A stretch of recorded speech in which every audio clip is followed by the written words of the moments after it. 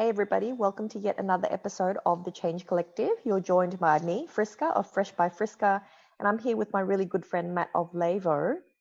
And in today's episode, we are going to talk about the dreaded PIR, the Project Implementation Review. When do you do it? Should it still be done? Is there something better out there, Matt, that can replace it, that's even more effective? Over to you. What are your thoughts?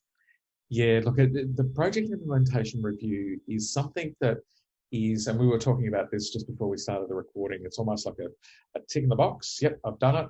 Put it in the drawer, file it away for another day, and then that's it. You forget about it. That's not the intended purpose of a project implementation review.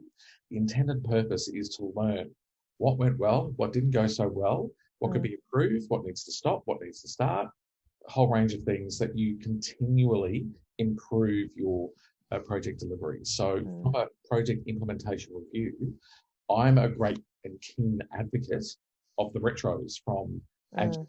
Now, retros can be done in a number of different time frames. What I've seen work, and I've worked with on a number of occasions, is every fortnight.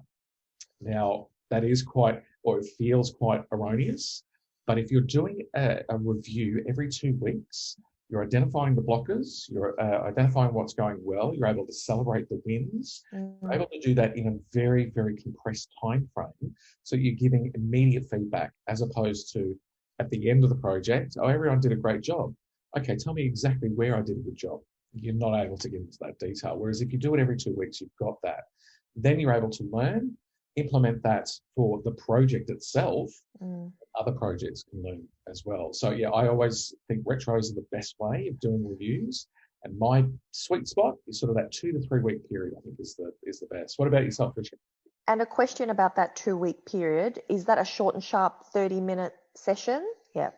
Yeah, you don't want it to be too long because you're doing it so quick and in such a short period of time from the previous one. Already have a survey available that you can easily, quickly just bring out, get some quick data points to be able to have that conversation. So yeah, that's a good point. Okay, great. And just to add to that, in my experience, retros are all well and good, but when it comes to actions falling out of the retro, they really need to be assigned an owner, because too often things just get busy and they fall by the wayside. And the frustrating thing is nothing changes, even when the changes are brought to life in the retro. Yeah. There you go, folks. You've heard yet another episode of The Change Collective. Stay tuned for the next one.